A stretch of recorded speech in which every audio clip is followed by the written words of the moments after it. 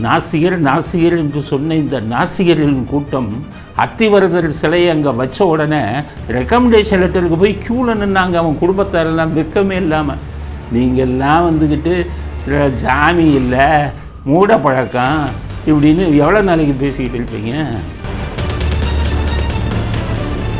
இன்றைக்கு வர நீதித்துறையில் ஒருத்தராவது குற்றம் எங்கே நடந்ததோ அங்கே போடணுமையா?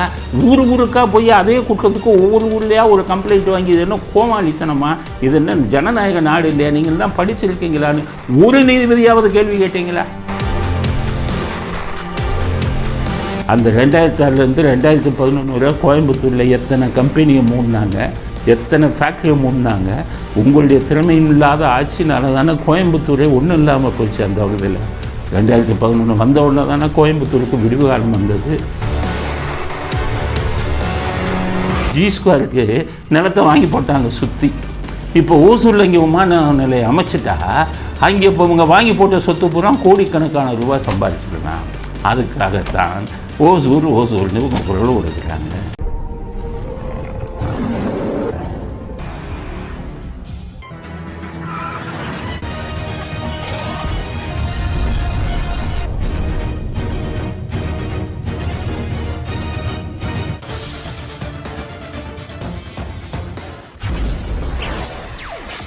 வணக்கம். இன்றைய அரசியல் ஆடுகளத்தில் முக்கியமான செய்திகள் என்ன, நம்முடைய செய்தி அலசல் என்ன சொல்கிறது அப்படிங்கிறத பார்ப்போம். முதல் செய்தி, ஆகஸ்ட் மாதம் 19 சின்ன பையன் உதயநிதி துணை முதல்வராக பதவியேற்கிறார் அப்படின்னு யார் சொல்கிறா? நம்ம சொல்லலை. அவங்க மந்திரி சபையில் மந்திரியாக இருக்கார் ராஜகண்ணப்பன். அவர் போகாத கட்சியே கிடையாது.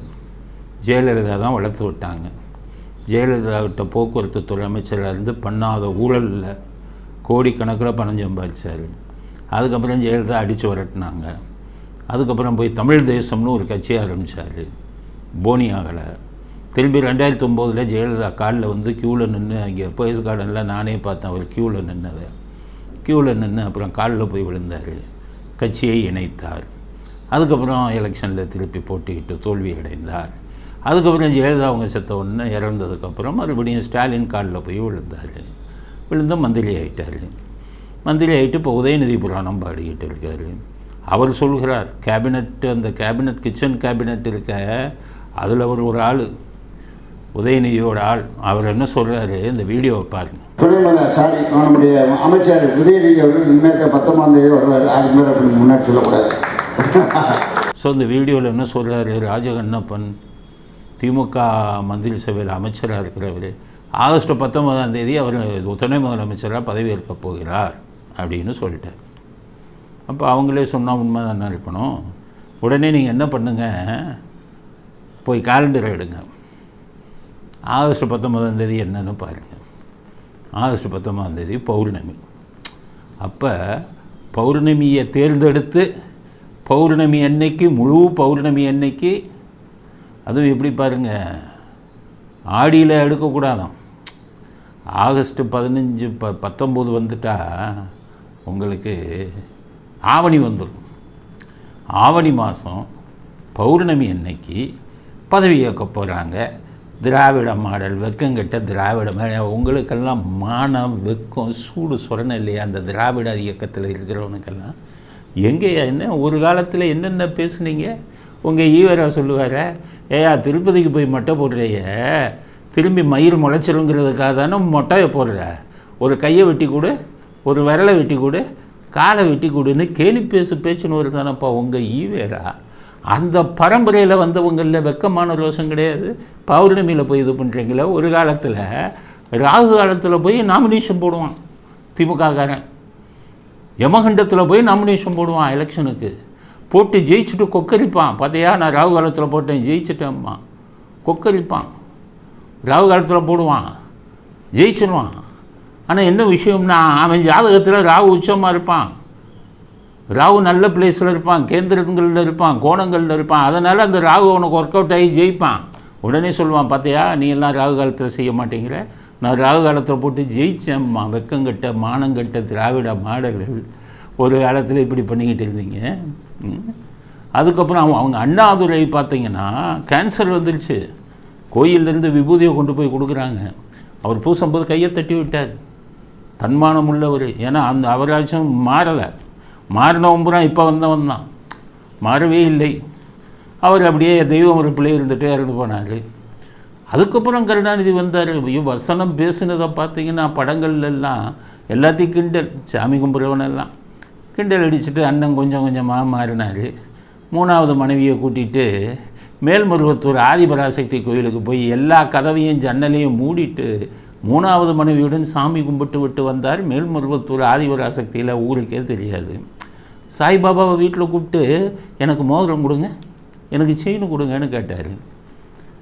அதுக்கு மட்டும் இல்லையா, ஜூன் மாதம் 3ஆம் தேதி பிறந்தாருன்னு ஜோசியர் சொன்ன உடனே என்ன சொன்னாங்க, குரு ஆதிக்கம் பெற்றவர் நீங்கள், மஞ்சளில் எதையாச்சும் போடுங்க. நான் துண்டு போட்டுறேன், அரசியல்வாதி தானே, நாங்கள் துண்டு வேஷ்டி தானே கட்டுவோம், வேஷ்டியை மஞ்சளில் கட்ட முடியாது, துண்டை போடலாம்ல அப்படின்னு மஞ்சள் துண்டை ஜாதகத்தை நம்பி போட்டவர் கருணாநிதி. எப்படி என்னென்ன வேலை பண்ணாங்க. ஒரு காலத்தில் கருணாநிதி ராமர் என்ன இன்ஜினியரானு கிண்டல் அடித்தார். இப்போ வருத ரகுபதி வந்து ராமர் தான் நீங்கள் சமூக நீதிக்கு வழிகாட்டியவர். எப்படி மாற்றுறாங்க பாருங்கள். இவர் நம்ம சின்ன பையன் உதயநிதி, அவர் என்னன்னு கேட்டிங்கன்னா சனாதனத்தை பற்றி ஒழிக்காமல் விட மாட்டேன்னாரு. நான் ஒரு கிறிஸ்தவன் தான் அப்படின்னாரு. கடைசி பார்த்தோன்னா நயன்தாராவை கூட்டிகிட்டு பழனி கோயிலுக்கு போனார். அது சிரிப்பாக சிரித்தது. அதுக்கப்புறம் இந்த மங்கை, சீன மங்கை, அவங்க போயிட்டு இங்கே போனாங்க, அங்கே திருப்பதி. ஆந்திராவில் இருக்கிற ஒரு பெண் எம்பி ரெக்கமெண்டேஷனை பிடிச்சி நான் சாமி கும்பிடணும், எனக்கு வாங்கி கொடுங்க, பெர்மிஷன் வாங்கி கொடுங்க அப்படின்னு சொல்லி அங்கே போய் திருப்பதியில் போய் சாமி கும்பிட்டாங்க. வெளியில் பார்த்துட்டாங்க நிருபர்கள். போய் கேட்டால், என்ன மேடம் உங்கள் அப்பா என்னென்னமோ பேசினார், நீங்கள் என்னென்னமோ பேசுனீங்க, சாமி இல்லைன்னு. திருப்பதி பெருமாளை போய் தரிசிட்டு வருவாருங்களே. இல்லை, சும்மா எப்படி இருக்காருன்னு பார்த்தேன், ஏதோ ஒரு பொம்மையை தூக்கி வச்சுருக்காங்கன்னு வெக்கங்கிட்ட மாதிரி பதில் சொன்னவர் இந்த சீன மங்கை கனிமொழி. ஸ்டாலின் எடுத்துக்கங்க, பசும்பொன் முத்துராமலிங்க ஒரு நினைவிடத்துக்கு போகும்போது விபூதி கொடுத்தாங்க, அப்படி கொட்டினார் கீழே. எல்லாம் நினச்சாங்க அப்பா சீர்திருத்தவாதி, விபூதியை கீழே கொட்டுறாரு பூசாமல், உண்மையிலே பகுத்தறிவாதியாக இருக்காங்கன்ட்டு பதவியை இருக்காம போச்சு. திருப்பதி வெங்கடாஜலபதி கோயிலிருந்து ஐயருங்களை வர வச்சு மந்திரங்கள் ஓதி திருப்பதி வெங்கடாஜலபதி கருப்பு கயிறை கையில் கட்டிக்கிட்டு பிரசாதத்தை கையில் வாங்கிக்கிட்டு பதவி ஏற்றார். ரெட்ட நாடகமாக இல்லையா? 60ஆம் கல்யாணத்துக்கு திருக்கடையூர் கோயிலுக்கு போய் துர்கா ஸ்டாலின் காலத்தில் தாலி கட்டினார். இதெல்லாம் என்ன மூடப்பழக்கம் இல்லையா? அதாவது நாசிகர் என்று சொன்ன இந்த நாசிகரின் கூட்டம் அத்திவரதர் சிலையை அங்கே வச்ச உடனே ரெக்கமெண்டேஷன் லெட்டருக்கு போய் க்யூவில் நின்னாங்க. அவன் குடும்பத்தாரெல்லாம் வெக்கமே இல்லாமல். நீங்கள்லாம் வந்துக்கிட்டு ஜாமி இல்லை, மூட பழக்கம் இப்படின்னு எவ்வளோ நாளைக்கு பேசிக்கிட்டு இருப்பீங்க? சாமியை ஒரு காலத்தில் இந்த கூட்டம் செருப்பால் அடித்தது. இப்போ பழனி முருகனுக்கு மாநாடு நடத்துகிறேங்கிறாங்க வெக்கம் இல்லாமல்.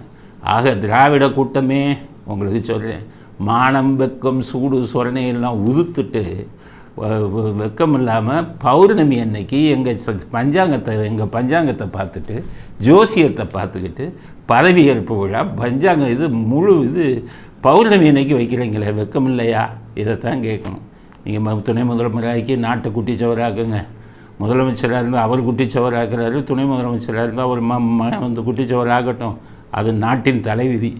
ஆனால் நீங்கள் இன்னமே பேசாதீங்க மூட பழக்கம் சாமி இல்லைங்கிறத இன்னமேச்சும் பேசாதீங்க.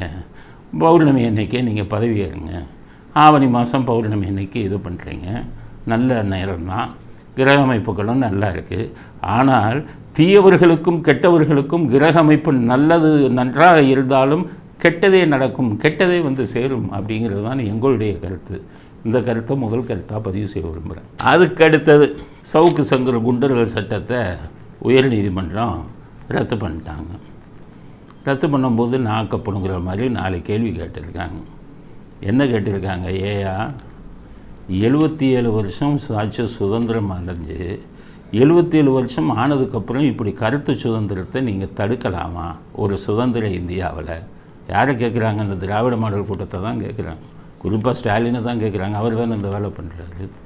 அதுக்கப்புறம் சமூக ஊடகங்கள் அரசாங்க செயல்பாடுகளை விமர்சிப்பது நல்ல அறிகுறிங்கிறது உயர்நீதிமன்றம். உங்களெல்லாம் விமர்சிக்கிறது நல்லதுப்பா, அப்போ தான் நீங்கள் திருந்துவீங்க, அப்போ தான் நீங்கள் பயப்படுவீங்க அப்படின்னு அந்த ஒரு கருத்தையும் சொல்லியிருக்காரு. 3வது முக்கியமானது சொல்லியிருக்காரு, என்ன குற்றம் பண்ணாங்களோ அது சம்மந்தமான இதில் மட்டும் வழக்க போடுங்க, எல்லாத்துக்கும் குண்டர்கள் சட்டத்தை எடுக்காதீங்க அப்படின்னு, கோட்டா சிஸ்டம்லாம் வைக்காதீங்கன்னு காரி துப்புறாரு. காவல்துறையை பார்த்து காரி சொன்னது என்ன அர்த்தம், என்ன குற்றமோ அந்த குற்றத்துக்குரிய இதில் வழக்க போடுங்க, எல்லாத்துக்கும் குண்டர்கள் சட்டம், மாதத்துக்கு 5 கோட்டா ஒரு போலீஸ், இந்த மாதிரி வேலையெல்லாம் பண்ணாதீங்க.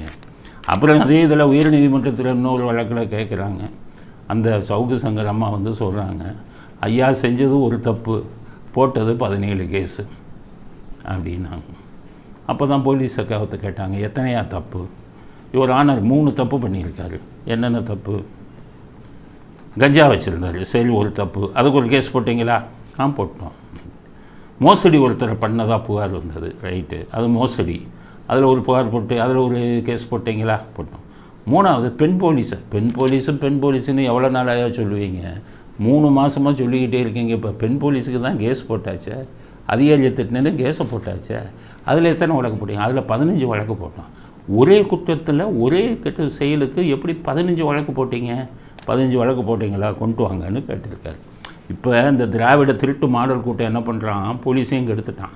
போலீஸ் ஏற்கனவே கெட்டு போய் தான் இருந்தான், இவன் வந்து இன்னும் கெடுத்துட்டான். என்ன பண்ணுறான்னா, அதாவது சட்டம் என்ன சொல்லுதுன்னா, ஒரு குற்றம் எங்கே நடந்ததோ அந்த எல்லையில் தான் நீங்கள் பதிவு செய்ய வேண்டும். சட்டம் தெரியல, போலீஸ்காரனுக்கும் தெரியல, அரசியல்வாதிக்கும் தெரியல, நீதிமன்றங்களுக்கும் பல நீதிபதிகளுக்கு தெரியல. யாராச்சும் ஒரு நீதிபதி கேட்குறாங்களா? நான் என்ன சொல்கிறேன், சவுக்கு சங்கர் போலீஸை திட்டினார், உண்மைதான். பெண் போலீஸை திட்டினார், தப்பு, ஆனால் திட்டினது உண்மை. ஒரு உயரதிகாரியை திட்டினார், தப்பு, ஆனால் திட்டினது உண்மை. ஆனால் எங்கே திட்டினார்? ரெட் பிக்ஸுங்கிற ஒரு சேனல் ஆஃபீஸு சென்னையில் இருக்குது, அந்த சென்னையில் கொடுத்த பேட்டியில் தான் அவர் திட்டினார். அப்போ ஜூரிஸ்டிக்ஷன் எங்கே வரும்? எங்கே குற்றம் நடந்தது? இங்கே இருக்கிற ஆஃபீஸர். ஏன்னா கோயம்புத்தூரில் போய் அங்கே ஒரு உமன் எஸ்ஐயா கம்ப்ளைண்ட் கொடுக்க, என்ன நாடா இல்லை காடா இல்லை படிச்சிருக்கீங்களா நீங்கள்லாம்? எங்கே போய் கோயம்புத்தூரில் போய் ஒரு கேஸு? இதை பார்க்குற மேஜிஸ்ட்ரேட்டு இன்றைக்கு வர நீதித்துறையில் ஒருத்தராவது குற்றம் எங்கே நடந்ததோ அங்கே போடணுமையா? ஊருக்காக போய் அதே குற்றத்துக்கு ஒவ்வொரு ஊர்லையா ஒரு கம்ப்ளைண்ட் வாங்கி, இது என்ன கோமாளித்தனமா? இது என்ன ஜனநாயக நாடு இல்லையா? நீங்கள்லாம் படிச்சிருக்கீங்களான்னு ஒரு நீதிபதியாவது கேள்வி கேட்டீங்களா? யாராச்சும் ஜூரிஸ்டிக்ஷனை பற்றி பேசுனீங்களா? ஜூரிஸ்டிக்ஷன் தானே மெயின் சட்டத்தில். ஒரு நீதிபதி கூட பேசலையா? ஒவ்வொரு ஊருக்கும் கேட்டால், நான் வீடியோவை அங்கே பார்த்தேன், வீடியோவை பார்த்தது முக்கியமல்ல, அந்த குற்றம் எங்கே நடந்தது அதுதான் முக்கியம். அதுதான் ஜூரிஸ்டிக்ஷனை போய் எல்லா நீதித்துறையில் இருக்கிறவங்களும் போய் படிச்சுட்டு வாங்க, அப்புறமாச்சும் இந்த கேள்வியை கேளு. ஜூரிஸ்டிக்ஷன் தான் மெயின். கொலை இங்கே நடக்குது சைதாப்பேட்டையில், ஊட்டியில் போய் கேச போடுவீங்களா? கேட்டால் ஊட்டியில் இருக்கிறவர் தான் டிவியில் பார்த்தாரு கொலை நடந்ததுன்னு, அங்கே போய்கிட்டு ஒருத்தர் வந்து கைது பண்ணுவீங்களா? அங்கே ஒரு புகாரை வாங்கிட்டு. இப்படிப்பட்ட இதை வந்துக்கிட்டு இந்த ஒரு கோமாளித்தனமும் நடந்துக்கிட்டு இருக்குது இவ்வளவு நாளாக. அதனால தான் 17 கேஸு. ஊட்டியில் ஒரு கம்ப்ளைண்ட்டு, அங்கே கோயம்புத்தூரில் ஒரு கம்ப்ளைண்ட்டு, திருச்சியில் ஒரு கம்ப்ளைண்ட். எது கோமாளித்தனம்? நான் இங்கே ஒரு சட்டம் தெரிஞ்ச இவங்க யாருமே இல்லையா? இதுக்கும் ஒரு முடிவு வரணும். இந்த கண்ட இடத்துல கேஸை போடுறது, இதுக்கு ஒரு முடிவு வரணும். ஒரு ஒரு ஒரு ஒரு ஒரு ஐபிஎஸ் ஆஃபீஸரையாவது உள்ளதில்லைங்க. இல்லை அந்த இவங்க போட்டாங்கல்ல எஃப்ஐஆர், அந்த எஸ்ஹெச்ஓ ஸ்டேஷன் ஹவுஸ் ஆஃபீஸில் உள்ளதில்லைங்க. அப்போ தான் திருந்துவாங்க. நீதித்துறை இப்போ யார் திருத்துறது? சரி, இவங்களை தான் உள்ளே போடலாம். நீதித்துறை யார் திருத்த? கேள்வியே கேட்க மாட்டேங்கிறீங்களே. அதனால் இந்த கேள்வியெல்லாம் கேளுங்க. ஜூரிஸ்டிக்ஷன் என்னாச்சு? இல்லை ஜூரிஸ்டிக்ஷன் இல்லையா? மேஜிஸ்ட்ரேட் தூக்கி போடுங்க. எங்கேயா குற்றம் நடந்தது? இங்கேயா வர? இங்கே பார்த்தான், ஊர் பூரா பார்ப்பான். யூஎஸ்ஏல ஒருத்தன் பார்ப்பான் இந்த வீடியோவை, யூடியூப் வீடியோவை. அங்கே ஒரு கம்ப்ளைண்ட் கொடுத்து யூஎஸ்ஏலேருந்து வந்து அரெஸ்ட் பண்ணிட்டு போவீங்களா? கேவலமான விஷயம். அதை வந்து நீதிமன்றத்துக்கு வந்து இந்த குண்டர்கள் சட்டம் செல்லாதுன்னு சொன்னதில் நாம் அவர்களுக்கு வணக்கத்தை செலுத்தும் அதே நேரத்தில் நீதிமன்றங்கள் இனிமேல் காவல்துறை செய்யும் இந்த கோமாளித்தனத்திற்கு எந்தெந்த ஊர்லேயோ போடுறதுக்கு கேட்டால் வீடியோ பார்த்தேன்னு சொல்கிறோம். கோமாளித்தனத்திற்கும் வருங்காலத்தில் ஒரு முற்றுப்புள்ளி வைக்க வேண்டும். இன்னுமே குண்டர்கள் சட்டத்தை படித்தவர்கள் மேலே இவங்க மேலே போடுற அந்த சிஸ்டத்தையே ஒழிக்கணும். ஒருத்தனை பிடிச்ச உடனே 3-4 எஃப்ஐஆரை போட்டு அவனுக்கு குண்டாசுன்னு கொண்டு வர்ற கோமாளித்தனத்தை, முட்டாள்தனத்தை, காவல்துறை செய்யும் இந்த முட்டாள்தனத்தை நீதிமன்றம் கண்டிக்க வேண்டும் அப்படிங்கிற கருத்தையும் இந்த குண்டர்கள் சட்டத்தை சம்பந்தமாக வந்த தீர்ப்பை பற்றி பேசும்போது முக்கியமான இந்த கருத்தை நாங்கள் பதிவு செய்ய விரும்புகிறோம். அடுத்தது செந்தில் பாலாஜிக்கு ஜாமீன் கிடைக்கிறதுக்கு ஒரு சின்ன வாய்ப்பு வந்துச்சு. என்னென்னு கேட்டிங்கன்னா, நேற்று உச்சநீதிமன்றத்தில் டெல்லி துணை முதல்வர் மணீஷ் சிசோடியா அவர் ஏற்கனவே கைது பண்ணியிருந்தாங்க. 1.5 வருஷமாக ஜெயிலில் இருக்கார். பிஎம்எல்ஏ ஆக்ட் அமலாக்கத்துறை பதிவு செய்த வழக்கில் 1.5 வருஷம் ஆனோடனே இப்போ அவரை ஜாமீனில் விட்டாங்க. ஸோ சுப்ரீம் கோர்ட்டுடைய கருத்து என்னென்னு கேட்டிங்கன்னா, பெயில், அதாவது குற்றம் நிரூபிக்கப்படும் வரை ஜெயிலில் இருப்பது தவறு அப்படிங்கிற முடிவுக்கு மணீஷ் சிசோடியா வழக்கில் முடிவுக்கு அவருக்கு 1.5 வருஷம் கழித்து அமலாக்கத்துறை வழக்கில் பெயிலை கொடுத்துட்டாங்க. இப்போ செந்தில் பாலாஜி குரூப்பு இதுக்கு வரும்போது அவருக்கும் அமலாக்கத்துறை கேஸ் தான், அவரும் 1.5 வருஷம் இருந்தார், அவருக்கு விட்டுட்டிங்களே, நாங்கள் 1 வருஷம் 2-3 மாதம் ஆச்சு ஜெயிலில் இருக்கோம், அதே இது எங்களுக்கும் பொருந்தும் இல்லையா, எங்களுக்கும் நீங்கள் ஜாமீன் கொடுக்கணும்னு கேட்பதற்கு வாய்ப்பு இருக்குது. அப்படி கேட்டால் செந்தில் பாலாஜிக்கு ஜாமீன் கிடைக்கிறதுக்கும் வாய்ப்பு இருக்குது. இந்த மணீஷ் சிசோடியா வழக்கில் உச்ச நீதிமன்றம் கொடுத்த தீர்ப்பு அவர்களுக்கு சாதகமாக அமைவதற்கு வாய்ப்பு இருக்குது. நமக்கெல்லாம் கெட்ட செய்தி, எல்லா மக்களுக்கும் கெட்ட செய்தி. ஊரை கொள்ளையடிப்பவர்கள், இன்னொருத்தன்ட்ட வேலை வாங்கி தரேன்னு ஏமாற்றி பணத்தை முங்காம் போடுறவங்க, இவங்கெல்லாம் ஜெயிலுக்கு போகணும். அவங்க வெளியில் வந்தால் நீதிக்கு அவமானம். அது கவலை வரக்கூடிய விஷயம். நான் ஸ்டாலினுக்கு ஒரே மகிழ்ச்சி, பயந்துக்கிட்டே இருந்தேன். இவர் ஜெயிலில் இருக்க நம்ம மேலே உள்ள கோபத்தில் காட்டி கொடுத்துட்டாருன்னா, எவ்வளோ கமிஷன் கொடுத்தாரு, டாஸ்மாகுக்கு எவ்வளோ கமிஷன் கொடுத்தாரு, பாட்டிலுக்கு 20 ரூபா வாங்கினதில் நமக்கு வந்த கமிஷன் என்ன, அத்தனை கதையும் கந்தலாயிருமே அப்படின்னு பயந்து கொண்டு இருந்தார். அதனால் ஸ்டாலின் நிம்மதியாக அமெரிக்காவுக்கு சிகிச்சைக்கு செல்வார் என்று எதிர்பார்க்கலாம் அப்படிங்கிற கருத்தையும் பதிவு செய்வோம். அடுத்தது ஸ்டாலினின் கோயம்புத்தூர் பாசம். கோயம்புத்தூர் மேலே ரொம்ப பாசம் ஸ்டாலின். அதெல்லாம் இவங்களுக்கு எதிராக இருந்தது. கொங்கு மண்டலம் ஜெயிக்கவே முடியாது, கொங்கு மண்டலத்தை தான் பாராட்டணும். அவன் தான் சிந்திக்க தெரிஞ்சவன். ஒரு காலத்தில் அவன் தான் காரி துப்புனா அந்த திமுகவை ஜெயிக்கவே விட மாட்டான். ஆனால் கடைசி அவங்களும் 4000 ரூபாயை கொடுத்தோன்னா வாங்கிட்டு இந்த எம்பி எலெக்ஷனில் காலை வாரிட்டாங்க. ஒருவேளை அவங்க ஓட்டு போட்டாங்களா, இவங்களே இந்த கள்ள ஓட்டெல்லாம் போட்டாங்களான்னு தெரியல. இதனால் இப்போ கோயம்புத்தூர் மேலே அவருக்கு புது பாசம் வந்துடுச்சு. 40க்கு 40 ஜெயித்த உடனே முப்பெரும் மாநாடுன்னு கோயம்புத்தூரில் வச்சார். கேட்டால் கோயம்புத்தூர் எனக்கு மிகவும் நெருக்கமான ஊர், நான் அவர்கள் மீது பாசம் வைத்திருக்கிறேன் அப்படிங்கிறாரு. அடுத்தது தமிழ் புதல்வன். அப்பா இந்த பள்ளியில் படிக்கக்கூடிய பெண்களுக்கு 1000 ரூபா கொடுக்குற மாதிரி பள்ளியில் படிக்கிற மாணவர்களுக்கு 1000 ரூபா கொடுக்குறாராம் ஸ்டாலின். ஐயோ, இவர் வீட்டு காசுலேருந்து எடுத்த மாதிரி, இவர் கொள்ளையடித்த 30,000 கோடியிலேருந்து எடுத்து கொடுத்த மாதிரி என்ன ஒரு பேச்சுங்கிறீங்க, அவ்வளவு பெரிய சாதனை அப்படிங்கிற. அவங்களுக்கெல்லாம் நான் கொடுத்துட்டேன் மாதம் 1000 ரூபா.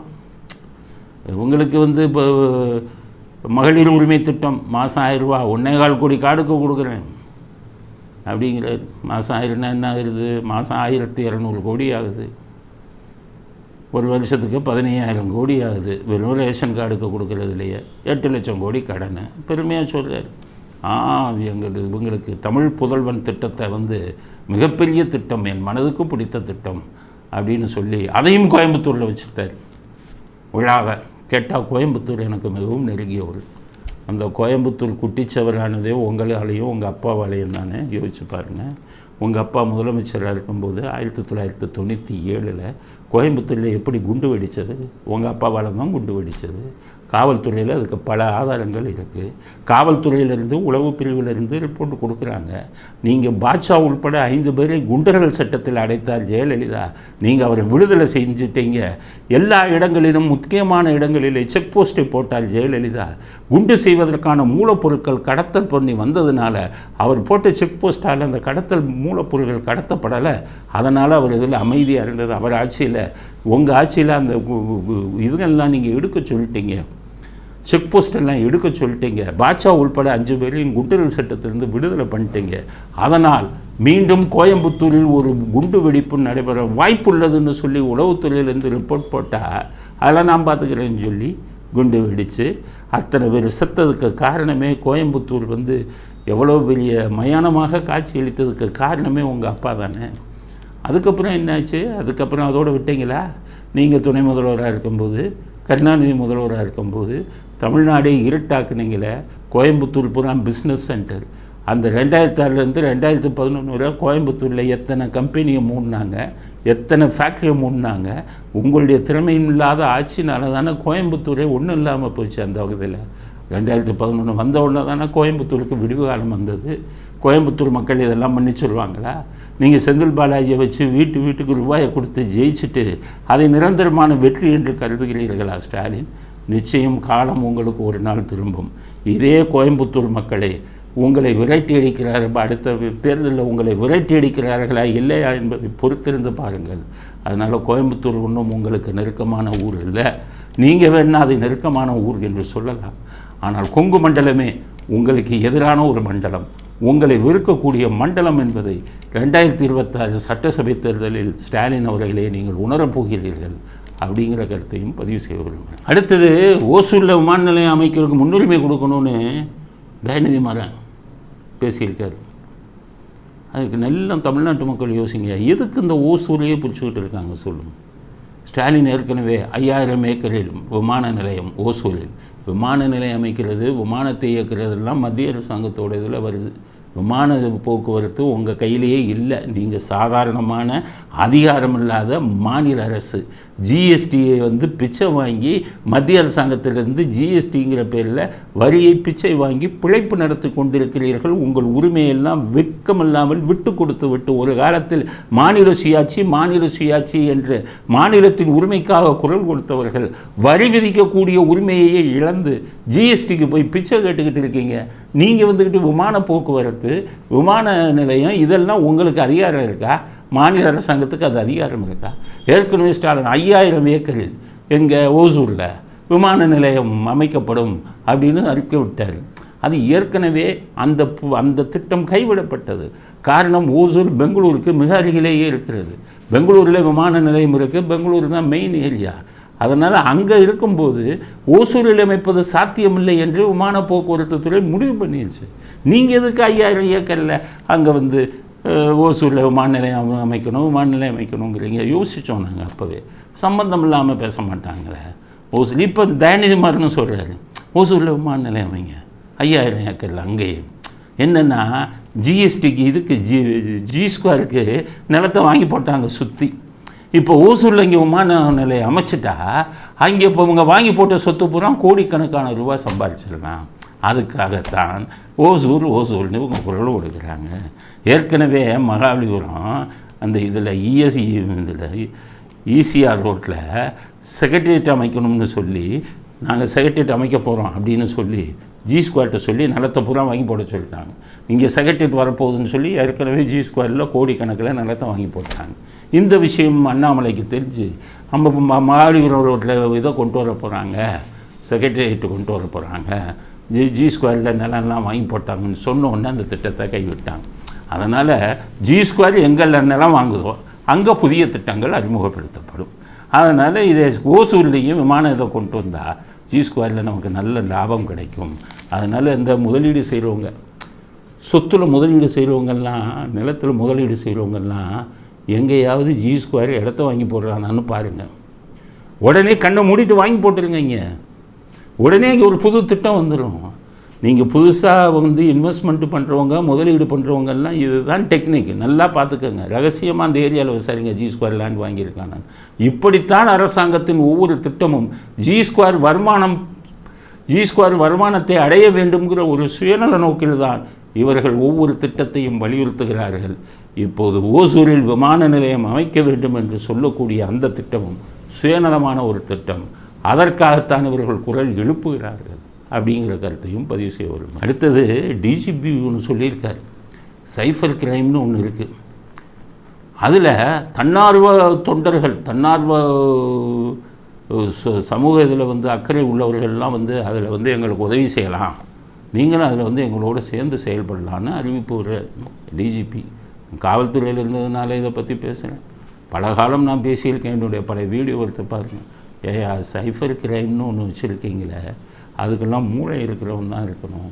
மூளைன்னா என்ன, ஹேக்கிங் தெரிஞ்சவன் இருக்கணும், ஆன்லைன் இதை பற்றி தெரிஞ்சவன் இருக்கணும், இன்டர்நெட்டை பற்றி தெரிஞ்சவன் இருக்கணும், சாஃப்ட்வேர் இன்ஜினியருங்களில் இந்த இவங்கெல்லாம் கம்ப்யூட்டரை பற்றி நல்லா இது பண்ணவன் தான் தெரிஞ்சும் அங்கே இருக்கணும். சைஃபர் கிரைம்னு போட்டு 4 பொம்பளை கான்ஸ்டபிளை போட்டு, உமன் கான்ஸ்டபிளை போட்டு, யூனிஃபார்ம் போட்டு 4 கம்ப்யூட்டரை உட்கார வச்சு அதை ஏன் குட்டிச்சவரை ஆக்குறீங்க? நல்ல படித்த இன்ஜினியர்கள், ஹேக்கிங் தெரிஞ்சவங்களை பற்றி போடுங்கன்னு ஏற்கனவே சொல்லியிருந்தேன். இப்போவும் ஏதாச்சும் ஒரு காவல்துறையில் ஒரு பிரிவு வந்துட்டா என்ன பண்ணுவாங்க, காவல்துறையில் ஒரு பிரிவு வந்துட்டா டிஜிபிட்ட ப்ரொப்போசல் போகும். என்ன ஒரு எஸ்பி போஸ்ட்டு கேளுப்பா, 4 டிஎஸ்பி கேளு, ஒரு 15 இன்ஸ்பெக்டர் கேளு.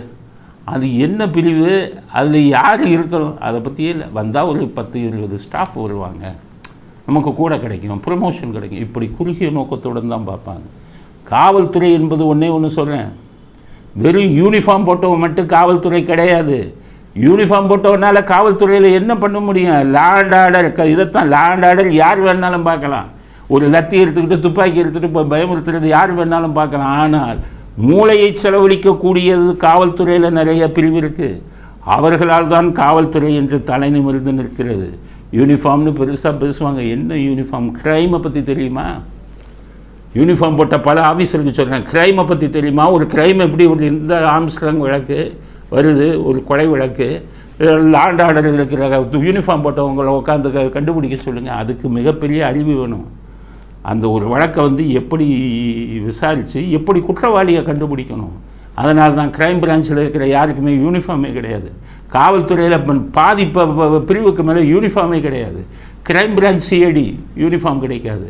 உளவு பிரிவு ஸ்பெஷல் பிரான்ச் சிஐடி யூனிஃபார்மே கிடையாது. ஆனால் அவங்க தான் மிகப்பெரிய பங்களிப்பை காவல்துறைக்கு கொடுத்துக்கிட்டு இருப்பாங்க. அவங்களுக்கெல்லாம் கிடையாது. ஸோ பெரிய பெரிய பிரிவுகள், டெக்னிக்கல் பிரிவுலாம் இருக்கும், யூனிஃபார்ம் கிடையாது. அவர்கள் சாதிக்கக்கூடிய அதே மாதிரி தான் இதை சொல்கிறேன், சைஃபர் கிரைம். அவங்கெல்லாம் யூனிஃபார்ம் போட்டவங்களால் சாதிக்க முடியாது. என்ஜினியரிங் படித்தவங்க, ஹேக்கிங் தெரிஞ்சவங்க போடுங்கன்னு இப்போ வெளியாளுங்களை கூப்பிட்றாங்க. ஏன் நீங்களே என்ஜினியரிங் படித்த ஹேக்கிங் தெரிஞ்சவங்களை ரெக்ரூட் பண்ணி அங்கேயே காவல்துறையிலேயே அவங்களை வந்து சேர்த்து பண்ணலாம்ல? எத்தனையோ யூனிட் அப்படி தானே இயங்குது, மிக திறமையாக இயங்கி கொண்டிருக்கிறது. அவர்களால் தான் காவல்துறையின் அஸ்திவாரமே என்று நின்று கொண்டிருக்கிறது. இதெல்லாம் நீங்கள் பார்க்க வேணாமா? உடனே வெளியிலேருந்து ஆள் சேர்ப்பேங்கிறீங்களே, வெளியிலேருந்து காவல்துறையில் அன்அஃபிஷியலாக ஆள் சேர்க்கலாமா? சேர்த்தா என்ன பிரச்சனை வரட்டும்னு சொல்லட்டுமா? முன்னாடி போலீஸ் ஃப்ரெண்ட்ஸ் அப்படின்னு நிறைய பேர் வெளியாட்களை எடுத்தாங்க காவல்துறையில். அவனுக்கு ஒரு ஐடி கார்டை கொடுத்துருவாங்க. பார்த்தா போலீஸ் ஃப்ரெண்ட் அவருக்கு கொடுத்துருவாங்க. நல்லவனா கெட்டவனா குற்றப்பின்னணி இருக்கிறவனா எதையும் பார்க்குறதில்ல. ID card. அந்த போலீஸ் ஃப்ரெண்டுங்கிறவன் நிறைய பேர்கிட்ட அந்த ஐடி கார்டை காமிச்ச கட்ட பஞ்சாயத்து. நிறைய பேருக்கு கட்ட பஞ்சாயத்தை கூட்டிகிட்டு போலீஸ் ஸ்டேஷனில் வந்து கூப்பிட்டு பணம் வாங்கி கொடுக்குறதெல்லாம் போலீஸ் ஃப்ரெண்ட்ஸ் பண்ண ஆரம்பித்தான். ஒரு வழக்கு நான் காவல்துறையில் இருக்கும்போது நடந்த வழக்கு, அதை சொல்கிறேன். போலீஸ் ஃப்ரெண்டுக்கு என்ன பண்ணாங்கன்னு, ஒரு இன்ஸ்பெக்டர் நைட் ரவுண்ட்ஸ் போவார் 4 மணி 5 மணிக்கு. அவருக்கு வண்டி ஓட்டுறவன் யார்? போலீஸ் ஃப்ரெண்டை கூட்டிகிட்டு போனார் ஜீப்பில். அப்படியே சுற்றிட்டு வருவார் 5 மணிக்கு. சுற்றிட்டு வந்ததுக்கப்புறம் இவர் போயிட்டு வந்து ஒரு 1/2 ஹவரில் அந்த இடத்துல ஒரு கொலை இது நடந்துடும், திருடு. கதவை உடைச்சி திருடிட்டு போயிடுவாங்க. அவருக்கே புரியலை. இப்போ தானே சுற்றிட்டு வந்தோம், 1/2 மணி நேரத்தில் தான் நடந்துச்சு சார் அப்படிம்பாங்க. கடைசி கண்டுபிடிக்க முடியலை. நிறையா வழக்குகள் அப்படி நடந்தது. அப்புறம் என்ன ஆச்சுன்னு கேட்டிங்கன்னா, நிறைய பேர் சந்தேகத்தின் பேரில் பிடிச்சிட்டு வந்தாங்க. காவல்துறையில் அவங்களுக்கு கைரேகை எடுத்து அனுப்புனாங்க. அந்த கைரேகைகள் இங்கே வந்தது. காவல்துறை இன்ஸ்பெக்டர்ஸ் உங்களுக்கு வந்து பார்க்குறதுக்கு வந்தது. அவங்க பார்த்தாங்க, சந்தேகப்பட்டுக்கூடிய உங்கள் கைரேகை. அப்போ ஒருத்தர் ஒரு இன்ஸ்பெக்டர் என்ன சொன்னார், இந்த கைரேகைகள் எல்லாம் ஒத்து போகலை, ஆனால் அந்த கைரேகைத்தாள் முனையில் ஒரு சின்ன கைரேகை ஒட்டிக்கிட்டு இருக்குது, அந்த கைரேகை பல குற்ற வழக்குகளுக்கு ஒத்து போகுதே, அந்த முனையில் இருக்கிற சின்ன கைரேகை யார், இந்த கைரேகையை எடுத்தவர் யாருன்னு ஸ்டேஷனுக்கு ஃபோன் பண்ணி இந்த கைரேகையை யாரை வச்சு எடுத்தீங்கன்னு கேட்டார். அப்போ அவங்க என்ன சொன்னாங்கன்னு கேட்டிங்கன்னா, அது வந்து நம்ம போலீஸ் ஃப்ரெண்டு சார், அவனை வச்சு தான் எடுத்தோம், அவனை முதல்ல பிடிங்கன்னாங்க. அவன் கையில் கையெழுத்து அனுப்புங்கன்னு, அவன் கையில் கையெழுத்தா அந்த இதில் இருக்கிற அத்தனை குற்றங்களும் அவனோட டேலியாச்சு. இன்ஸ்பெக்டர் கூடயே வண்டி ஓட்டிகிட்டு போய் எந்தெந்த வீடு பூட்டி கிடக்குன்னு தெரிஞ்சுட்டு இன்ஸ்பெக்டரை கொண்டாந்து போலீஸ் ஸ்டேஷனில் விட்டுட்டு இவனே போய் திருடியிருக்கான். ஆக காவல்துறையில் யாரையுமே நம்பி சேர்க்கக்கூடாது, குற்ற பின்னணி இருக்கான்னு பார்க்கணும்.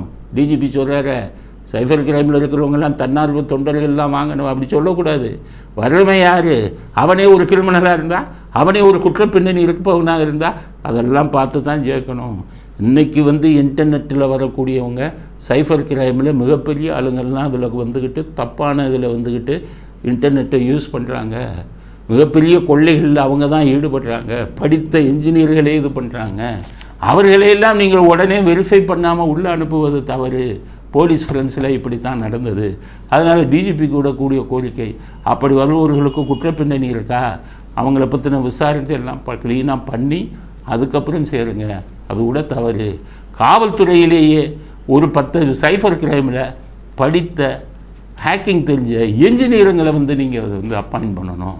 அப்போ தான் சைபர் கிரைம் குற்றங்களை மிக தீவிரமாக நம்மளால் குறைக்க முடியும் அப்படிங்கிற கருத்தையும் பதிவு செய்ய வரும். இத்துடன் இன்றைய அரசியல் ஆடுகளம் நிறைவு வருகிறது. மீண்டும் நாளை புதிய செய்திகளுடன் உங்களை சந்திக்கிறோம். நன்றி, வணக்கம், ஜெய் ஹிந்த்.